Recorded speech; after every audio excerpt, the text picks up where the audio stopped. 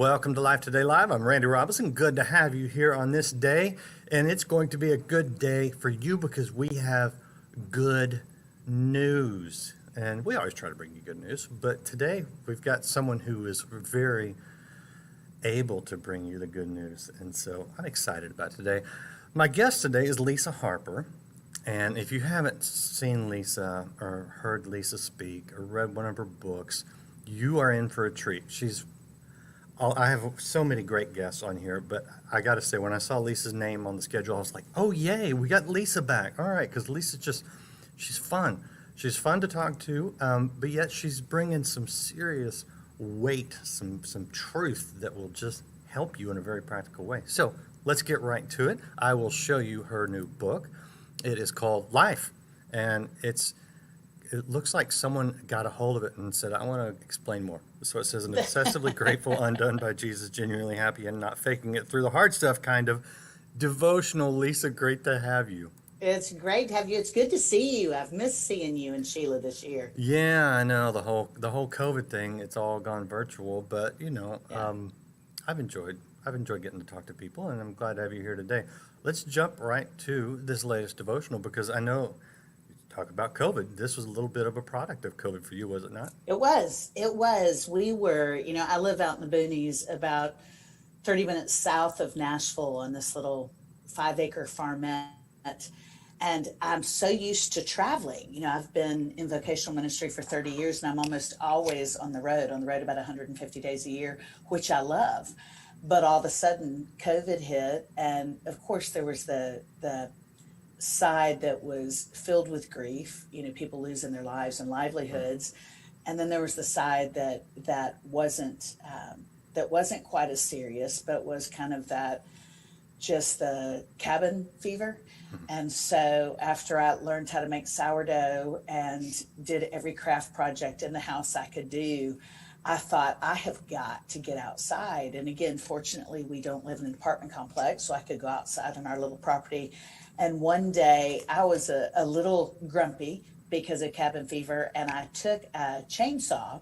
I am 57 and single, so I know my way around a power tool, just enough to be dangerous. And I was cutting down this little tree. And as I'm cutting down this little tree, I had my glasses on, my safety stuff. I'm listening to worship music in my AirPods.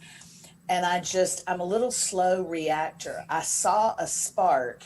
And as I was thinking, I didn't think this chainsaw caused sparks, I smelled propane. And in that moment realized I had nicked a propane line on our property. And of course I scream and jump back and I'm making sure my daughter Missy is nowhere around us. And I thought, goodness gracious, just because I'm a little stir crazy, I almost literally blew up the peace God has breathed on our little family. And I thought, I need to just chill and kind of dial it down a notch or two. And I sense God's Spirit saying, why don't you look back over your life? Because even though this chapter feels different, I have always been with you, whether it's a dark chapter, a disappointing chapter, or whether it's a pinnacle, my presence, my love is sufficient. And so I did that. I kind of looked back over my life with the Lord after almost cutting all the way through a propane line. And, Randy, I'm sure you've been in this spot before, that reflective place where you go, wow, whether or not I was laughing so hard there were tears streaming down my face or grieving so deeply I ran out of tears, God's presence has been palpable. And that's what prompted this devotional. I think it's my 14th or 15th book, but it's not that any of those are great, but it's the first devotional I've ever written, and it was based on real life, hence the title. I think too many times, Christian projects tend to sound Pollyanna-ish, as if, if you'll just read this, you'll have good hair and a high metabolism.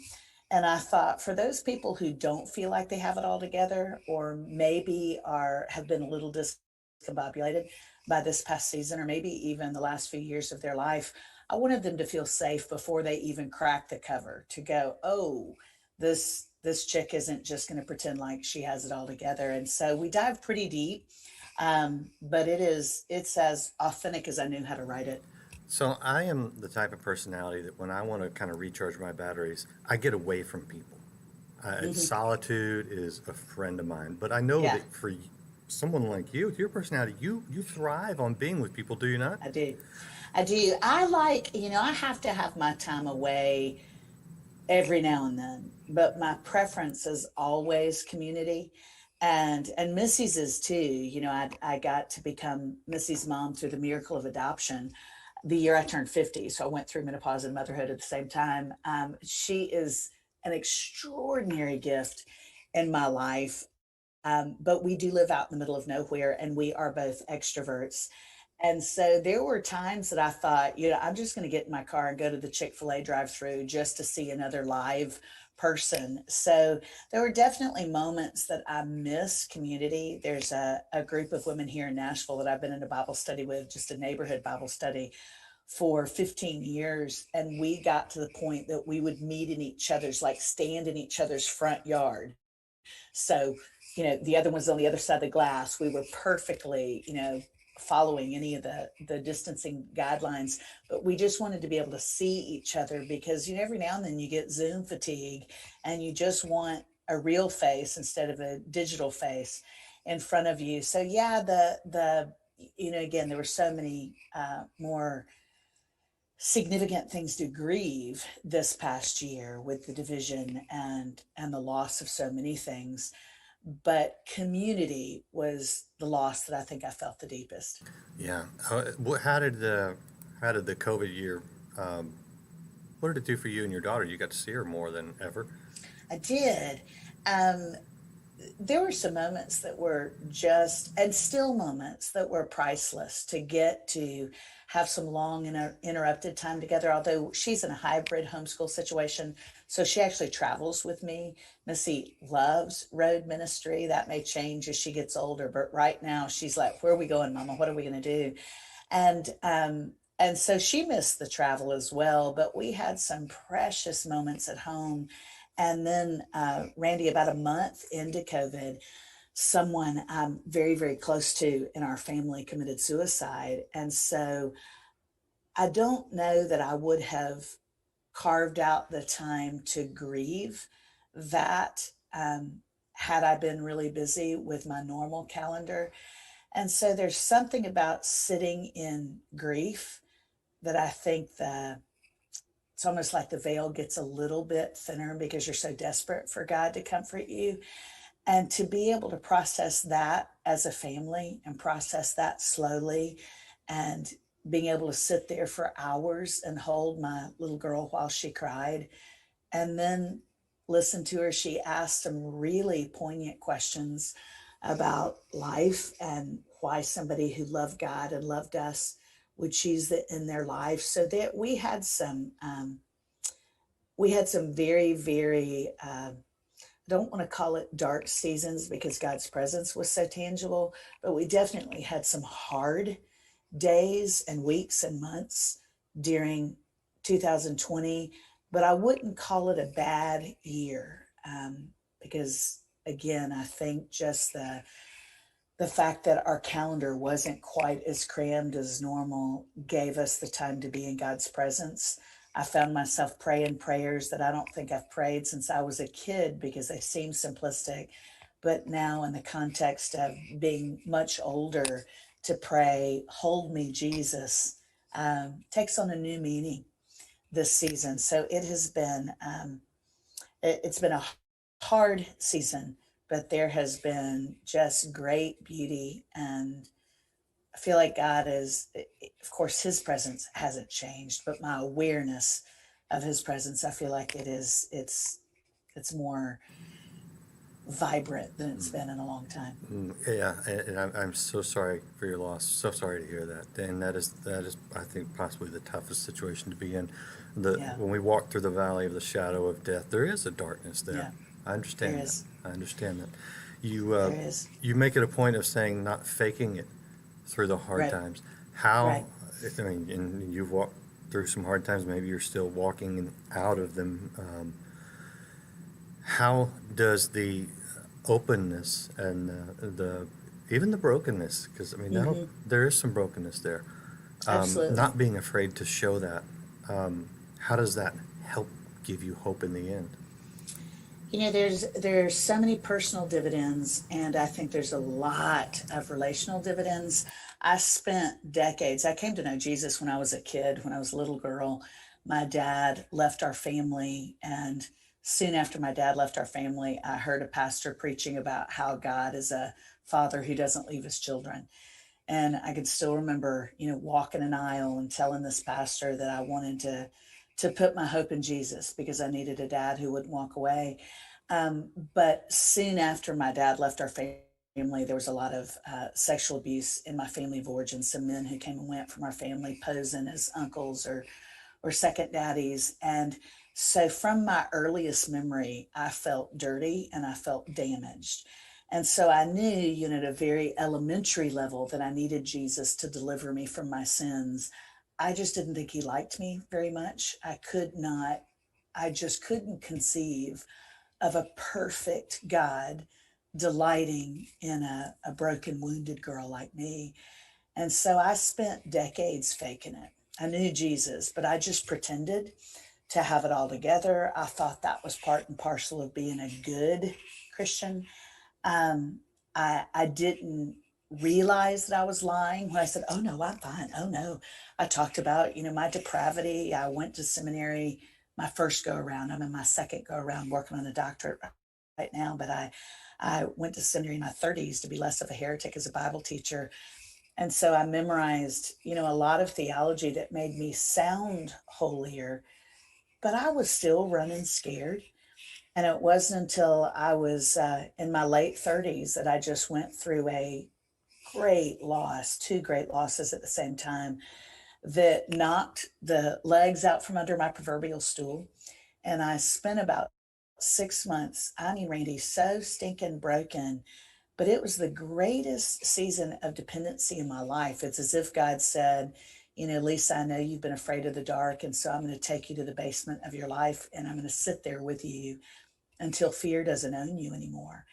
And that stripped me of, I'm not saying I don't ever pretend, but that stripped me of most of my facade and my pretense. And so I don't wear Spanx with God anymore. I don't pretend to be anything other than who I am with the Lord. He knows my heart. I don't want that to muddy my intimacy with God. But I've also found that not wearing a mask with people pays massive dividends. I think transparency, when it's authentically expressed in a believer's life, I think that really pays off with credibility with the world around us. If somebody's given me advice or even empathizing with me, but they pretend like they've never struggled, I just think liar, liar, pants on fire. Sure. But somebody who is honest about their own dark nights of the soul, saying, "Goodness, I'm sorry for your loss," or "Let me tell you about the joy I have that's kind of inexplicable in light of what I've walked through." That voice carries weight to me. I've just finished a class in my doctoral candidacy on revitalizing plateaued or declining organizations and ministries. And one of the books we had to read, it detailed 3 or 4 companies, secular companies, that have had just these unlikely turnarounds. One of them was Netflix, and then Southwest Airlines have had this incredible commercial success that experts link to their transparency.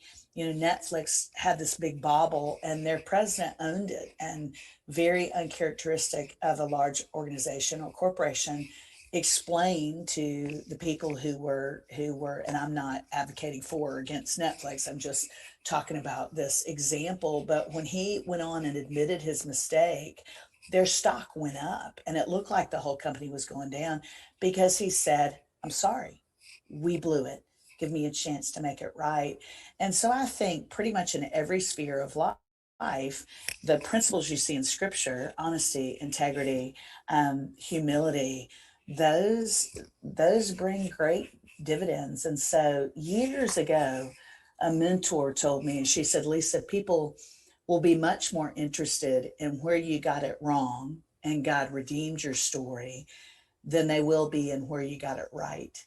And I think our call to make Jesus the hero of every sure. I think that means it's incumbent for us to make sure and not put ourselves on a pedestal and not to be insincere or, you know, self deprecating in a way that's inauthentic. But when we authentically say, I messed up here, or I was faithless here, or I forgot about the promises of God here, and let me tell you how He still restored that chapter of my life. I just think that truth and that vulnerability, I think that's really, really important, especially in this day and age when it seems like everything is run through a PR filter.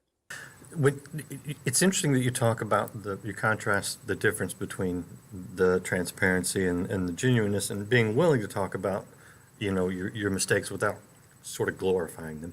Right. But the burden of trying to look perfect, compare that burden to the way it feels now to be able to freely just talk.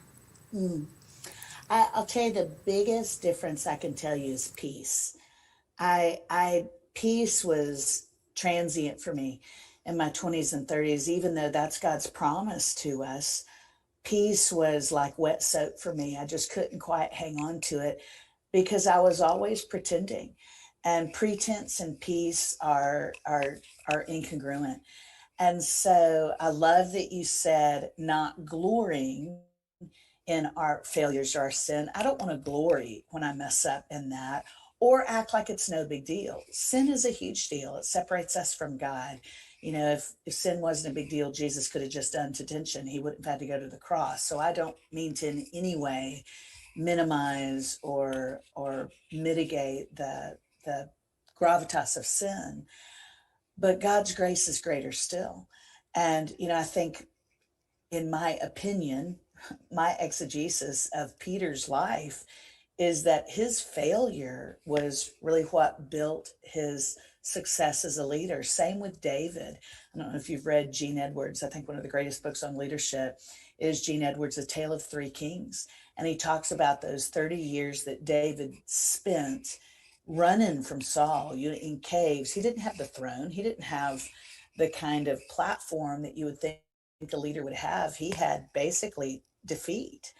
But it was those times in the dark, in the caves, running from this madman who was king, that made David. That's why he was a good king once he got the throne. And so I think when we take our mistakes and our failure and our weakness and we lay that at the throne and we don't come with, I think our culture tends to teach us that we bring our potential to God and God activates it. And I go, I don't think that really in and of itself is biblically defensible. Because if you look at scripture, God brings vibrancy out of void. He didn't need help when it came to creating pure light out of pitch black.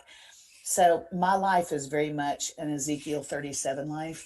Even though I grew up in a partly Christian home, there were so many dry bones in my heart, in my mind. I had decent theology, but I had so much shame that it's like there were just holes riddled all throughout my theology. And when God allowed me to break and to recognize, gosh, I really can't carry the weight of my own life anymore, that's when my intimacy with God just increased exponentially. And so the peace I have now, even though I feel like I see my imperfections more clearly than I ever have, the peace I have and the gratitude, Randy, I'm so stinking grateful. I didn't deserve to be Missy's mom. I blew it. And the fact that he would redeem chapters that I just willingly served up to Locust on a silver platter and let me become the mom of this extraordinary child at the age of 50, I couldn't have written that story. And so I think it is so important, especially in this day and age, for us as believers, not to present false fronts to the world. We live in a world that is so tired of filters. So I think to say, let me tell you about the grace of God and how his grace is so much greater than our weakness and our, continued failure. That's important for me, that I want I want to always be transparent in a way that honors God and also is respectful to his image bearers. I don't want to pretend like I'm better than anybody because I am not. We're talking to Lisa Harper, also known as Missy's mom. This is That's right. lisaharper.net if you want to check out her website, lisaharper.net. And her book is out. It's called Life, and it's a devotional. And I promised you good news when we started this, and some of you may be going, this is kind of heavy. Well, let's get to the good news. I want to key in on a phrase that's on the cover of her book, because this is where I think we've kind of set you up for this, and that is that phrase, undone by Jesus, which is an interesting phrase, the word undone, and I think it touches on the surrender that you talk about. Yeah. What does that mean to you, and what does that look like in your life? Well, I love that you said it's been kind of heavy because I think sometimes in the desire to not seem, too maudlin, we don't go to the deep places. And I think when we don't go to the deep places, you put a lid on joy. And what I found is that being honest and even being willing to go, let me just talk about the stuff that's been hard or the stuff where I failed, that has so taken the lid off the joy and happiness in my life. And so I laugh harder now at 57 than I've ever laughed. I mean, Missy and I, my little girl, we belly laugh all the time. My belly laughing usually includes the need for depends, much like my jumping on the trampoline with her. That's always kind of a wet adventure. A little TMI. But Little too much. yeah, TMI. But you've got a woman on there that just ministered to. That is testimony to her to realize she is not alone. I just feel like joy we've experienced it in spades in our home.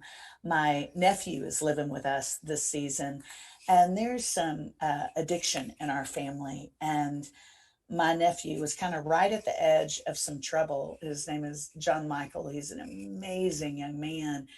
But even watching the trajectory of redemption in his life, I feel like our whole little family is just undone with gratitude because we know we couldn't get to where we are on our own.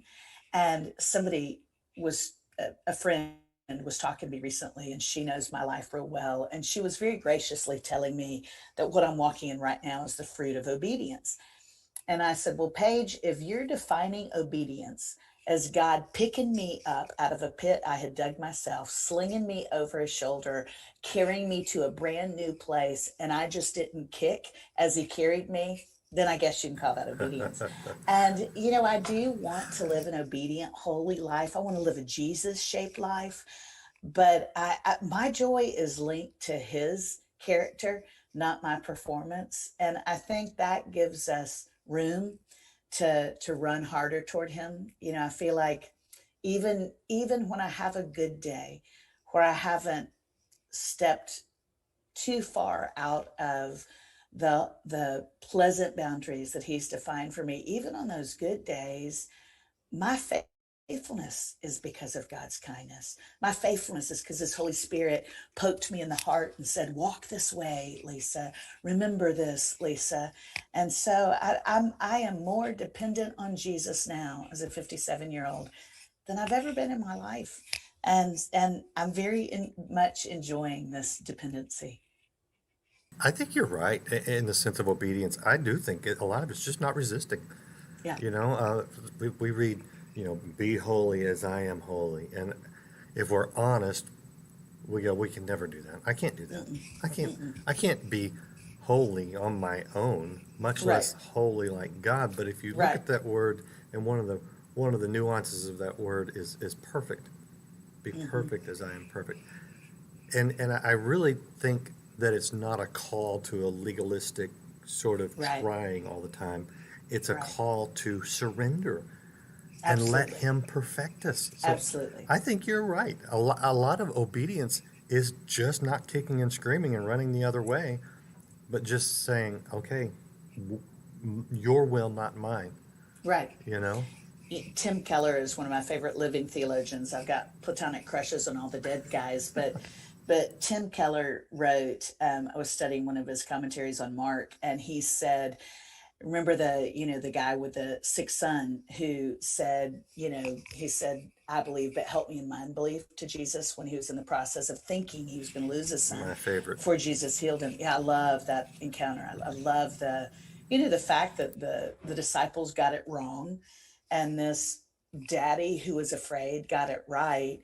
And in light of that passage, Tim Keller said, helplessness, not holiness, is the first step to accessing God. And I thought, man, that will preach. Again, not saying that holiness is not something we're called to. We are called to live holy lives as his beloved. But the first step to accessing that is to recognize I can't get there on my own.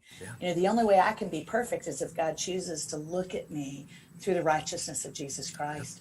And the fact that he's still doing that, the fact that God always has been and always will be in the process of mitigating evil and restoring the inherent value and dignity he imbued in us as his image bearers. It's his patience, his immutable compassion that slays me every time, not what I've earned. If I was living what I had earned, I would be in a windowless cell with hyenas. Yeah, I just wouldn't have the life I have. with me as your next door cellmate. Honestly, it's just that's us, right? Yeah, That's us. yeah, it is. All right, Lisa, I appreciate your candidness, your hopefulness, all the things that you bring.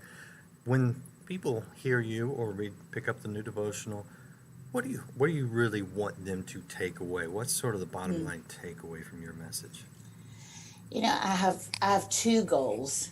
You know how when you're young, you write out those mission statements and everything's really lofty and multisyllabic. I have boiled down my life's goal to just two simple things. One is anytime I get to be with somebody and they walk away from something I've said or something I've written or a conversation, I hope they will be encouraged to move just a little more fully into God's loving embrace.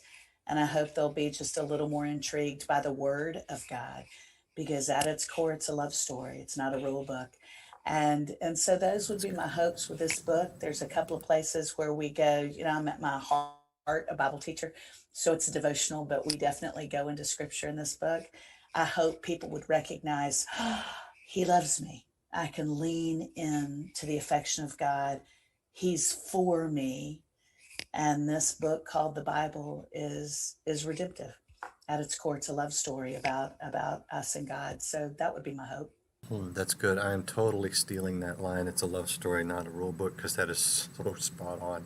Beautiful. Yeah. Thank you so much. Appreciate it. Oh, thank you for having me, Randy. It's always an honor. Always fun. Yeah. And and like I said at the very beginning, it's fun, but yet then I walk away going, wow, that was some good, solid truth. Yeah. Because honestly, Lisa, you can tell. I can tell, and I think people watching can tell. You've been with Jesus, and it shows. Thank you. So, thank you. Thank you. Thank you guys for hanging out with us, and share this. My goodness, if you haven't subscribed to Life Today TV, wherever you're watching, I would subscribe on all the different platforms we're on in case one goes away, because you never know what's going to happen. But subscribe or follow right now, and share this. Share this message of hope and transparency. It will bless people. Hope it's blessed you. Thank you for being with us, and stay right here. We've got more great guests, more encouragement. We will be here every day, pretty much Monday through Friday, and hope to see you again real soon. See you next time here on Life Today Live. All we do is win big. Win big. You're about to ask big. I'm believing God for favor in my life.